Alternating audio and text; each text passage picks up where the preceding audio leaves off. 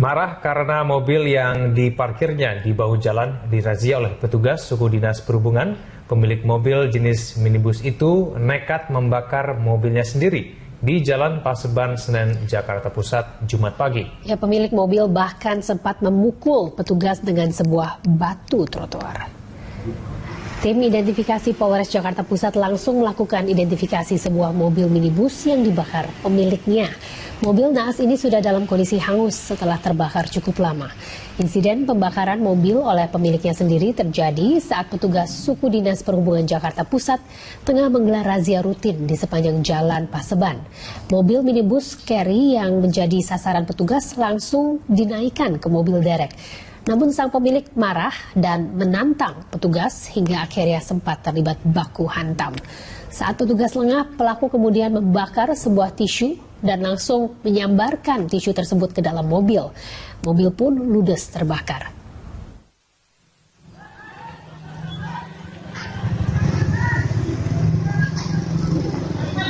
Aku nggak ngerti.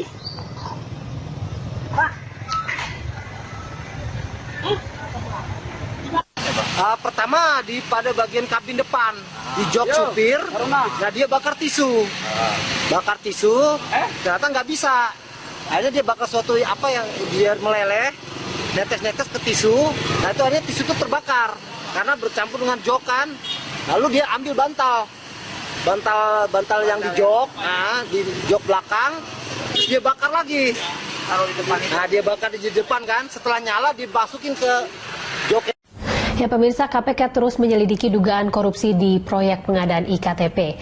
Hari ini mantan Ketua DPR Ade Komarudin dan Menteri Hukum dan HAM Yasona Laoli. Dan untuk mengetahui informasi selengkapnya kita bergabung dengan reporter Ibnu Haikal dengan juru kamera Gerald dan Budi Manurung dari Gedung KPK Jakarta.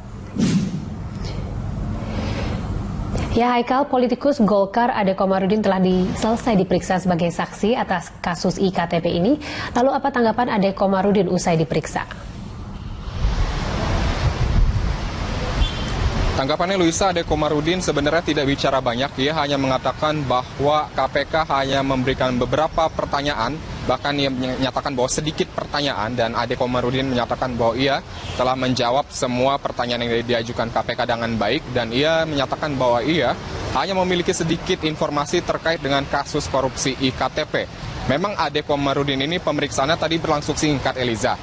Luisa, tadi ia datang pukul 10 pagi hari ini di gedung KPK, lalu keluar di sekitar pukul 2 siang. Artinya pemeriksaan ini hanya berlangsung kurang lebih selama 4 jam. Ade Komarudin memang diperiksa sebagai status atau posisi dirinya sebagai anggota DPR kala kasus korupsi IKTP ini bergulir, yaitu tepatnya pada sekitar tahun 2014, Luisa.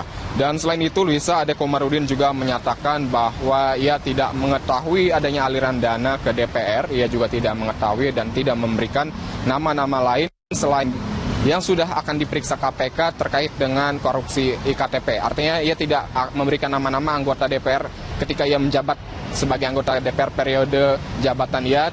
Siapa saja yang korupsi IKTP, ia mengatakan tidak ada sama sekali. Luisa. Ya, Haikal, lalu bagaimana dengan hasil pemeriksaan Menkumham Yasona Laoli? Apakah ia memberikan komentar mengenai pemeriksaannya tadi? Ya, benar sekali, Luisa. Memang KPK menjadwalkan akan memeriksa Yasona Laoli sebagai posisinya yaitu anggota DPR kala kasus korupsi IKTP ini bergulir. Namun Yasona Laoli tidak datang ke gedung KPK pada hari ini, dan sampai sekarang pun KPK beberapa jam lagi akan tutup, tidak ada tanda-tanda kedatangan dari Yasona Laoli. Sementara itu, Luisa, memang Yasona Laoli hingga sampai saat ini belum memberikan keterangan apapun terkait dengan status pemeriksaan dirinya oleh KPK. Ia tidak memberikan keterangan lebih lanjut mengapa dirinya harus diperiksa oleh KPK. Sementara dari tim KPK sendiri menyatakan bahwa memang pemeriksaan beberapa anggota DPR ini diperlukan karena dari pemeriksaan yang KPK lakukan kepada Sugiharto dan Irman selama 2 tahun terakhir, pada akhirnya muncul beberapa nama anggota DPR yang disinyalir memiliki keterkaitan terkait dengan kasus dugaan korupsi IKTP yang nilainya mencapai 6 triliun rupiah dengan kerugian negara mencapai 2 triliun rupiah, Luisa.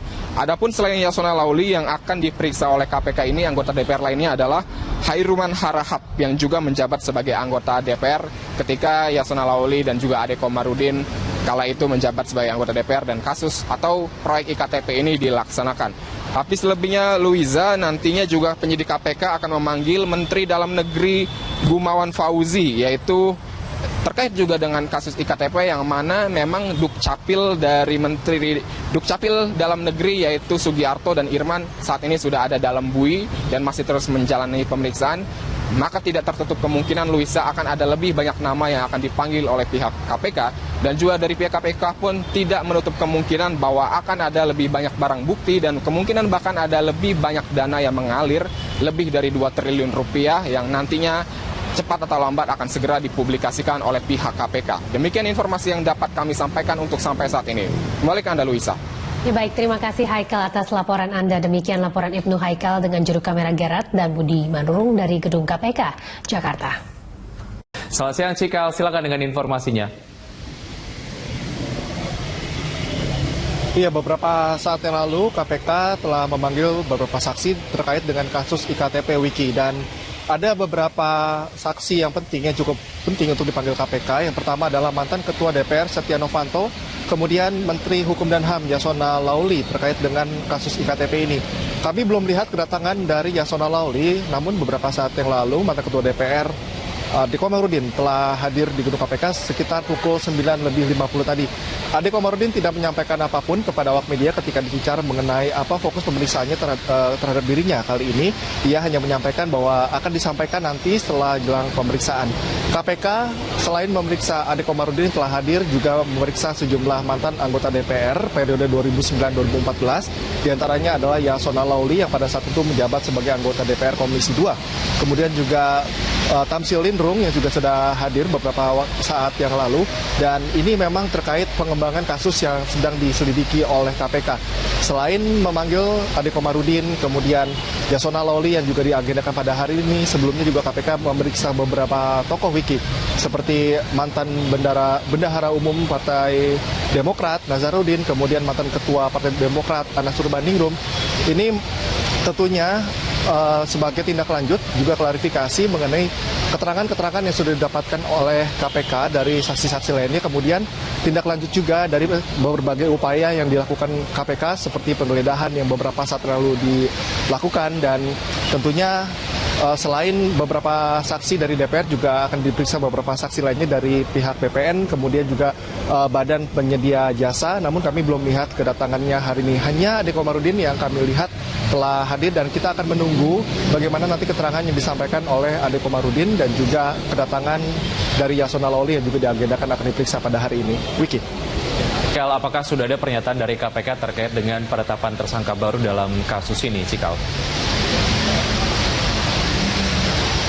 Ya, sampai dengan saat ini memang KPK belum menetapkan tersangka baru, namun lagi-lagi jika kita mencermati bagaimana pernyataan dari Agus Raharjo bahwa kasus IKTP ini tidak berhenti sampai di sini, mengingat anggaran dari proyek ini hampir 5,9 triliun dan dugaan korupsi yang sampai merugikan negara ini sekitar 2,3 triliun. Ini cukup menjadi dasar dan keyakinan bagi KPK secara logika bahwa tidak hanya 2 orang yang berperan, karena sampai sejauh ini KPK memang sudah menetapkan 2 orang tersangka, yakni Irman selaku Dirjen Dukcapil dan kemudian Sugiharto, ya ini selaku kepala bagian informasi data kependudukan.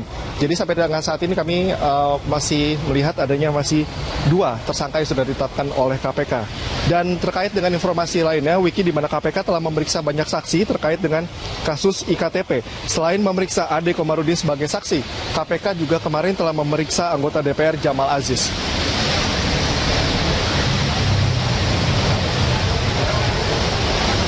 Jamal Aziz menjelaskan penyidik KPK lebih banyak bertanya seputar hubungan dengan pejabat pembuat komitmen dalam proyek IKTP. Ia juga mengaku tidak kenal dengan pejabat pembuat komitmen proyek IKTP.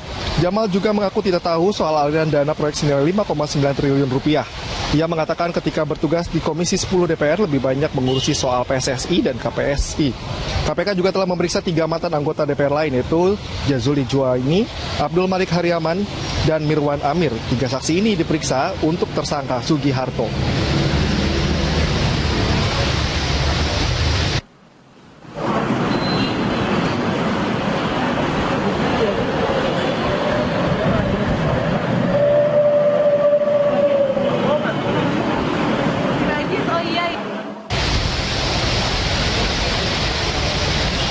Demikian Wiki, perkembangan yang dapat saya sampaikan dari gedung Komisi Pemberantasan Korupsi. Saya kembalikan lagi ke studio Wiki. Ya, kita nantikan akan bergulir kemana kasus IKTP ini. Cikal, terima kasih atas informasi yang sudah Anda sampaikan. Beralih ke informasi lain, pengurus Nahdlatul Ulama menemui Rois Am, Syuriah PBNU Ma'ruf Amin di Jakarta Pusat. Pertemuan tersebut guna mencari langkah-langkah terbaik terkait pernyataan tim Ahok terhadap Ma'ruf Amin di sidang penistaan agama Selasa lalu.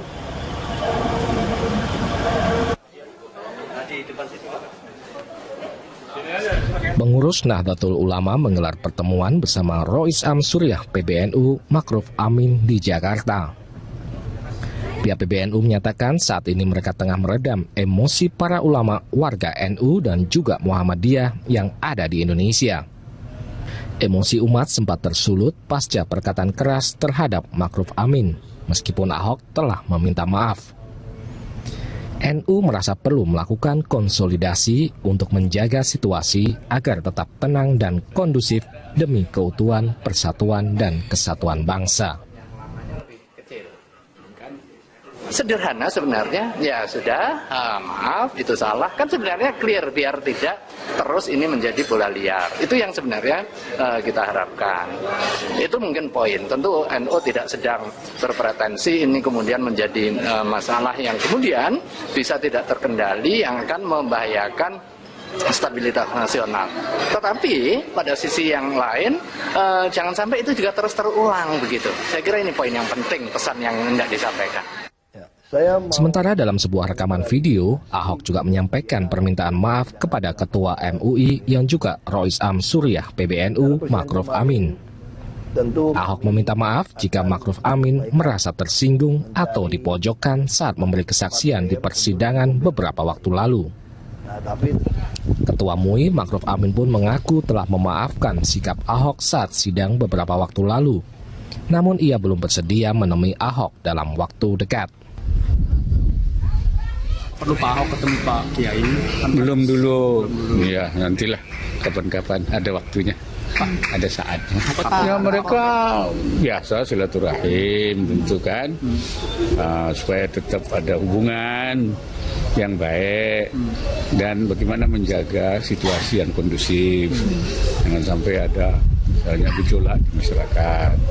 Dan karena saya ini biasa di masyarakat, itu mereka mengharapkan saya juga ikut menenangkan keadaan. Nah itu aja.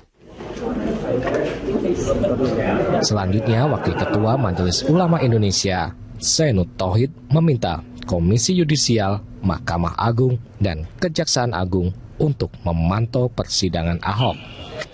Bismillahirrahmanirrahim. Pemantauan ini diperlukan agar persidangan berjalan sesuai perundang-undangan. Sebelumnya MUI menyesalkan tindakan Ahok yang memprotes kesaksian Ma'ruf Amin. MUI menilai Ahok mengabaikan nilai serta etika dalam peradilan di persidangan. Pemirsa, Anda menyaksikan update pukul 17 waktu Indonesia bagian Barat. Saya Kevin Egan. Untuk mengurangi ketimpangan dan mewujudkan pemerataan ekonomi bagi seluruh masyarakat, pemerintah berencana untuk mengenakan pajak bagi tanah yang tidak produktif. Hal itu dilakukan untuk menerapkan sistem pajak yang lebih adil. Menteri Perekonomian menyebutkan pemerintah masih membahas beberapa skema yang telah diusulkan untuk mengenakan pajak bagi tanah menganggur. Salah satunya adalah pengenaan pajak progresif kepemilikan tanah. Aturan pengenaan pajak itu perlu dilakukan untuk mengendalikan investasi tanah yang memicu kenaikan harga tanah dan mendorong masyarakat agar lebih produktif dalam memanfaatkan tanah, serta mampu berinvestasi di bidang saham. Nantinya aturan-aturan tersebut masih terus dibahas sebelum dibawa ke sidang kabinet pekan depan. Selain itu, pemerintah juga mengutamakan pemerataan terkait dengan peningkatan sumber daya manusia, serta kesempatan yang adil bagi seluruh masyarakat. Sebelum nanti kita punya aturan loh bahwa tanah terlantar bisa disita oleh negara. Jadi awalnya yang tanah yang tidak diusahakan itu ya nggak bisa juga kalau belum apa-apa disita, ya kan, pasti berdebat. Dia bilang aku baru mau tanamin, dia bilangnya kan. Nah, pajakin aja dulu, ya. Nah, kalau sudah sekian tahun nanti dibuat aturannya jelas. Nah, nggak juga, kita ambil. sudah ada Menteri Keuangan sedang menyiapkan. Kapan kira-kira? Kita mungkin akan ada sidang kabinet minggu depan untuk lebih menajamkan. Kalau secara global itu sudah dipresentasikan di kabinet waktu di Bogor kemarin, ya sudah dipresentasikan dan sudah disetujui Presiden dan Wakil Presiden. Tersangka kasus makar Firza Hussein meminta penangguhan penahanan kepada kepolisian. Firza Hussein memprotes penggeledahan yang dilakukan kepolisian di rumah Firza Hussein. Kuasa hukum Firza, Dahlian Zain, menyatakan surat penangguhan penahanan telah dikirim kepada kepolisian. Dahlian Zain kembali membantah tuduhan makar yang disangkakan kepada Firza Hussein, yang menyatakan meski mengenal dan sempat bertemu dengan dalam beberapa kesempatan dengan sejumlah tokoh, Firza sama sekali tidak terlibat makar. Firza juga memprotes penggeledahan yang dilakukan kepolisian. Kuasa hukum Firza akan melaporkan hal ini kepada Propam Polda Metro Jaya. Untuk saat ini baru Firza.